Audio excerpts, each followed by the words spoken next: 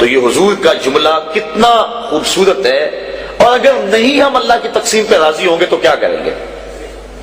حدیث میں آتا ہے جب بچہ شکم مادر میں 120 دن کا ہوتا ہے تو فرشتہ آ کے 4 چیزیں لکھ جاتا ہے، ان میں سے ایک چیز اس کا رزق ہے کہ ساری زندگی میں اس کو کتنا رزق ملے گا۔ اب جتنا لکھا گیا ہے الٹی چھلانگے بھی لگائے اس سے زائد نہیں ملے گا، اور جب لکھا گیا ہے اس سے پہلے نہیں ملے گا۔ تو پھر اس رزق کے لیے ٹینشن کی ضرورت کیا ہے؟ رزق کے لیے کام کرے، محنت کرے۔ شاید میں نے کسی درس قرآن میں اس حوالے سے بات کی تھی۔ حضرت شیخ سعدی شیرازی فرماتے ہیں کہ ایک شخص جنگل میں گیا، اس نے دیکھا ہے کہ ایک لومڑی ہے جس کے ہاتھ پاؤں ہی نہیں ہے۔ سوچنے لگا مالک اسے رزق کیسے دیتا ہوگا، تو درخت پہ چڑھ کے بیٹھ گیا۔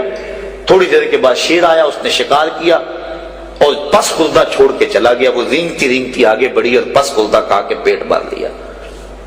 اب اس نے کہا کہ جب اس لومڑی کو اللہ عطا فرماتا ہے میں تو اس کا بندہ ہوں، میں کیوں محنت کروں؟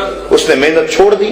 ایک دن فاقے سے کاٹا، دوسرا دن فاقے سے کاٹا، تیسرے دن جب حالت غیر ہونے لگی تو آواز آئی بندے میں لومڑی کو بغیر کسی محنت کے دے سکتا ہوں، تجھے نہیں دیکھ سکتا، تجھے بھی عطا کر سکتا ہوں لیکن لومڑی نہ بن شیر بن، خود کما اور اوروں کو بھی کھلا، نہ کہ لومڑی کی طرح جو ہے بن کے بیٹھ جائے۔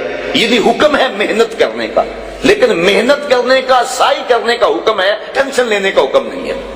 ہماری ذمہ داری نہیں، ہمارا کام ہے کام پہ چلے جانا۔ دیکھو نا، آپ کسی فیکٹری میں کام کرتے ہیں، 8 گھنٹے کی ڈیوٹی ہے وہاں کام کی، تو آپ مزدوری کرتے ہیں یا کوئی کام کرتا ہے، مالک بیل دے کے آپ کو بلا لیتا ہے دفتر میں، 2 گھنٹے وہاں بٹھائے رکھتا ہے، آپ کو پریشانی ہونی چاہیے کہ وہاں کام جو ہے وہ نہیں ہو رہا؟ آپ کو کیا غرض؟ جس نے کام پہ لگایا اس نے بلایا، مجھے تو مہینے کے بعد پوری تنخواہ ملے گی چاہے سارا دن بٹھائے رکھے۔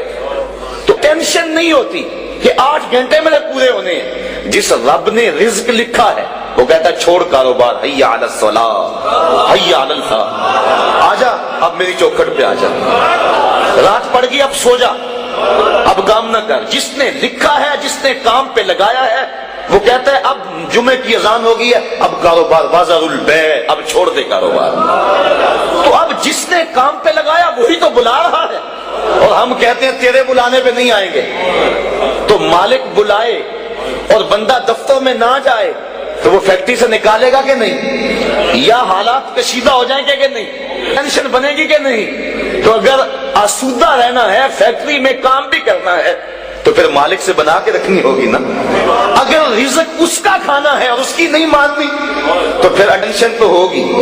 پھر کہا جائے گا جی رزق بڑا ہے سکون نہیں ہے، پتہ نہیں کسی نے تویز ڈال دی ہوئے، کسی عامل نے جادو کر دیا ہوا ہے، پھر مصیبت بنی ہے۔ لیکن اگر اس کی مان لیں، جب کہتا ہے کام پہ جاؤ کام پہ چلے جاؤ، اور جب کہتا ہے مسجد میں آ جاؤ مسجد پہ آ جاؤ، اور جب کہتا ہے اب سو جاؤ اس وقت سو جاؤ، کہتا ہے اب تہجد ہوگی اٹھ کے مصلی بچھا لو، مصلی بچھا لو، جو کہتا جائے کرتے رہو، تمہیں ٹینشن نہیں ہوگی، زندگی کی بہاریں نصیب ہو جائے۔ حضور نے ارشاد فرمایا اللہ کی تقسیم پہ راضی ہو جاؤ، اللہ کی تقسیم پہ راضی ہو جاؤ، تم غنی بن جاؤ گے، تم گداگر نہیں رہو گے، تم گداگر نہیں رہو گے، غنی بن جاؤ گے، کروڑ پتی ہو کر بھی کمینے نہیں ہوگے، تمہاری جیب میں کچھ بھی نہیں ہوگا لیکن غنا کی سلطنت کے بادشاہ ہوگے۔ اس کی تقسیم پہ راضی ہو جاؤ۔